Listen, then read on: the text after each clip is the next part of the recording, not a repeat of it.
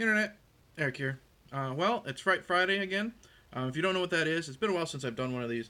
The Horror Freak 85 over on his channel. Every Friday, he's got a randomizer on his phone. Hits a button, spits out a category, and every Friday, if you choose to participate, you just find a horror movie that fits that category and make a video and discuss it. Um, it was an interesting title or category title this week. That '70s show. And he said basically it's just discuss a horror movie from the '70s. I didn't want to go the easy route. I didn't want to do, say, Black Christmas because it's not Christmas time yet. Exorcist would be too easy. Texas Chainsaw Massacre would be too easy. So what I did is I went through my pile of Blu-rays and DVDs that I've got in the closet that I haven't watched yet. And I picked one that the reason why I bought it is I'm a huge Joe Dante fan. He could be my favorite director. And one of my favorite movies of his is The Burbs. And there's a scene where Tom Hanks and Corey Feldman and Rick Dukeman, that's how you pronounce his name, they're all outside just talking about the Klopeks. And it's during the scene where Rick Dukeman is talking about Skip, the crazy ice cream man. And then they talk about the Klopeks. And then Ricky Butler, who is Corey Feldman, he asks Mr. Peterman, he says, which is Tom Hanks, he says, "Have you ever seen the Sentinel, Mr. Peterman?" And no, and he answers no, and then basically Corey Feldman says it's about this hotel that's really the gateway to hell, or something like that. And I've always remembered that line, and I found out that the Sentinel is supposedly Joe Dante's favorite horror movie. So today, obviously, I'm talking the Sentinel. Now this came out in 1977. If you're new to my channel, welcome. I discuss plot spoilers, specific scenes, what have you. Yeah, basically that is the plot. We are following Chris Sarandon from Fright Night and Child's Play and Princess Bride. Him and his girlfriend at the time. She is played by Christina Rains. I don't know. He's a lawyer. She's a model. They're having like a little bit of a trial separation. She goes to rent out a room or like or an apartment in this huge complex. And as she is being shown around the apartment, she sees this old blind priest staring out the window. And as the movie goes on, she meets all these interesting neighbors played by Burgess Meredith and Beverly D'Angelo. Everyone's in this movie. And eventually she's having hallucinations and haunting situations and this and that. So that's it. Wow. I'll tell you this. This movie is definitely something. I was never bored. First off, well, you know what? We'll get to the characters like I always do. First off, we'll talk about Alison, who's the lead girl, played by Christina Rains. She's fine. Nothing special. I believe her fear in certain scenes. I believe her how would you say it? Craziness? I don't know if that's the right way to say it. But when she's supposed to act like she's having a mental breakdown, this and that, it's not so over the top. So I like that. She does seem to have a good chemistry with Chris Sarandon, who, like I said, is her boyfriend. She's very likable. Yeah, so really good lead. Chris Sarandon is another good lead in this. Again, very likable. You believe he is worried about Alison, the character. There's a couple times when Chris Sarandon's not the best. Like, he finally meets the blind priest, and he's worried about what's going to happen to Alison. He's got his hands on the guy's throat. It's just so over the top, this line where he says, "Tell me where she is or I'm going to kill you," type of thing. It's just, it's garbage. And then it's kind of a funny blooper, maybe. He's strangling the priest, and then they fall over. And instead of them both falling to the floor, you can see Chris Sarandon, like, bracing himself on the table, and then they fall to the floor. So that kind of took me out of it. But overall, Chris Sarandon does good. Eventually, he's being followed by some detectives. One of them is Christopher Walken. Like I said, everyone's in this movie. And he holds his own against them. They're trying to wonder, because Alison has a breakdown, and you find out it's a subplot that Chris Sarandon's, I think his ex-wife or ex-girlfriend killed herself, so they're wondering if Chris Sarandon is behind this and that. It's a subplot that goes nowhere, trust me. But he does a good job holding his own against the detectives. So he's good. Burgess Meredith is creepy as fuck as always. He's got one of those. He's got when he's not being Mickey, from Rocky. And he's not yelling like this. And when he's not being the penguin and making the stupid penguin laugh, he's got like the perfect creepy voice, and he uses it here wonderfully. Like, watch the Twilight Zone movie. All right, he's the narrator, creepy as hell, and he's creepy as hell here. He's this weird old man who lives with his cat and a bird, and something's off with him right away when Allison first meets him, and then eventually she's invited to a birthday party, and the birthday party's for his cat. And he just gets more and more weird from there. And then when it's revealed what the hell is really going on and you realize how crazy Burgess really is, he's got this evil look in his face. I mean, look at that. If it focuses on... He's got this evil look in his face, bug-eyed and everything, plus mixed with the creepy voice. Perfect. Some other characters here and there, but he's the main one you follow. I mean, Beverly D'Angelo... I said she's in there, and one of the most memorable scenes you'll ever think of, like, she's not National Lampoon's Vacation in Beverly D'Angelo. First time you meet her, she starts masturbating in front of Allison, and later, during a hallucination, she's full frontal nude, playing with cymbals. Weird. I don't even think she has a whole line in this movie. But those are the main characters, I would say. Allison, Chris Sarandon, Burgess Meredith.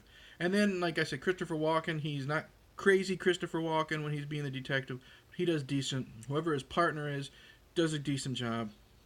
And then that's basically it for the most part. So acting is pretty good, other than that one moment of Chris Sarandon strangling the priest. The score, good, being creepy. This is the perfect 70s creepy religious score. This came out in, like I said, 1977.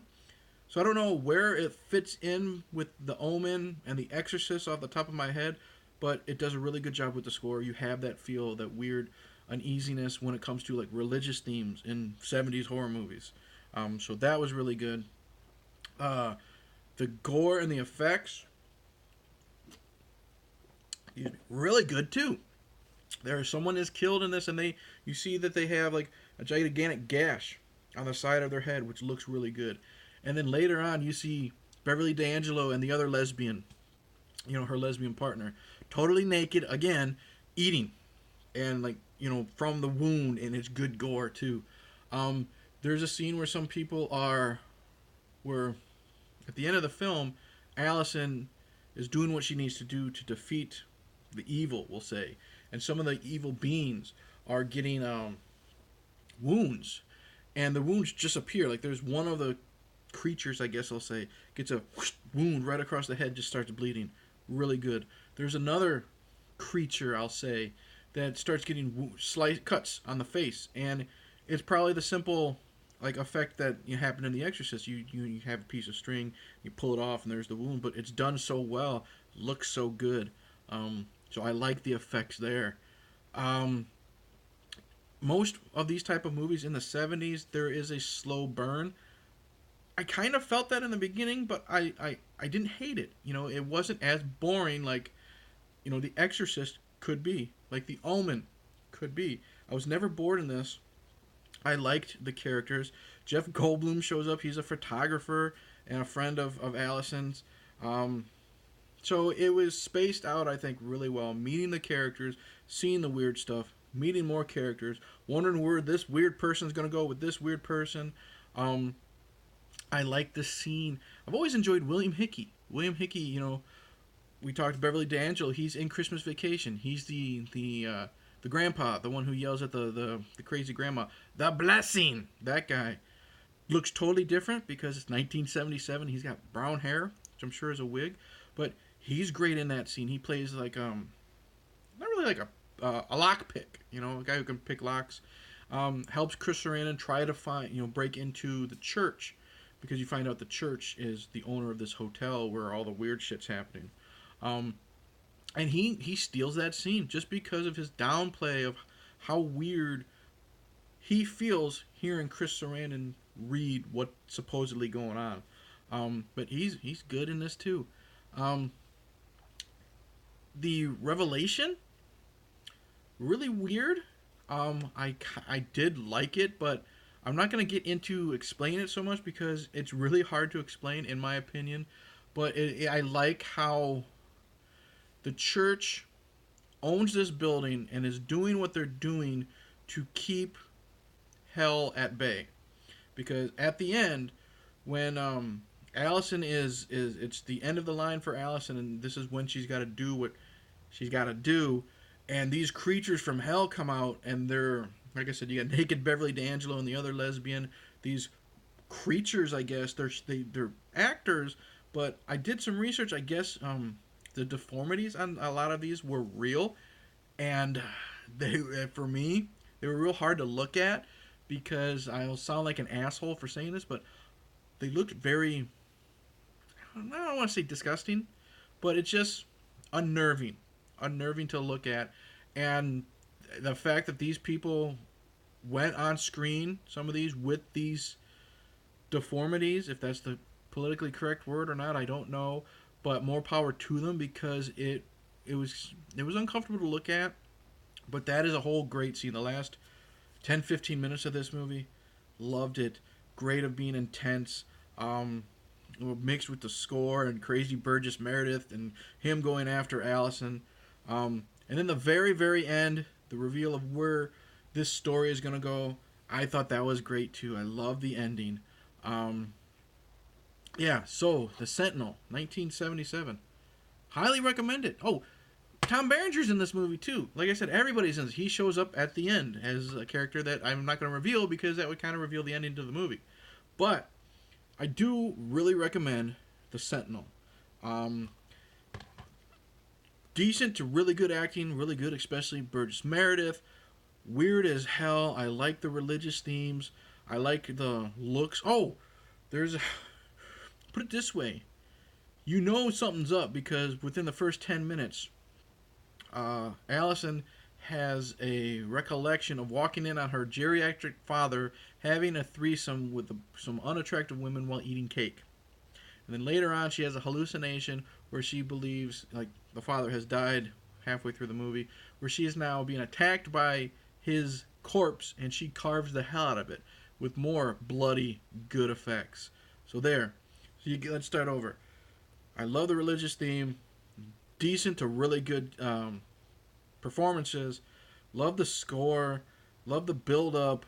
Love the special effects, the grotesqueness, the way you feel uncomfortable at the end. Love the ending. Other than the plot, the subplot with the detectives, where they're investigating Chris Sarandon's possible involvement in Allison going nuts, which goes absolutely fucking nowhere. I mean, it looks like it's going to be a detective story now for like the second half of the movie, and I thought that would have been cool. Nowhere. Just disappears. So other than that, and then the scene where Chris Sarandon does a really over-the-top bad acting with the blind priest and then breaks his fall, I really enjoyed The Sentinel. You know, nothing perfect, nothing fantastic, but you know what? Really liked it. I was never bored. A lot of this shit was interesting. Good visuals, great visuals, uncomfortable visuals, however you want to say it. Highly, highly recommend The Sentinel. Joe Dante, I understand why you like this because it's weird, absurd, creepy, uncomfortable, and that's what a lot of his films are. So you have to just think about it. He's got a little bit of everything in his movies. So highly recommend The Sentinel. I'm done rambling. This has been me on Fright Friday. Like and subscribe. Check out Horror Freak 85. Channel link will be in the description below. Tell me what you think of The Sentinel. Click the bell. All that jazz. Cheers. And the only thing that was missing was like a Dick Miller cameo. Even though it wasn't Joe Dante, was it? Michael Winner. This movie's a winner. How stupid. Later.